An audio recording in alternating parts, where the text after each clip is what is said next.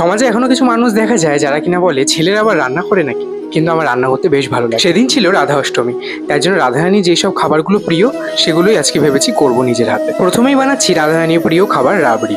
এর আগে কখনো রাবড়ি বানানো হয়নি, তাই কেমন হবে সেটা নিয়ে একটু চিন্তায় ছিলাম।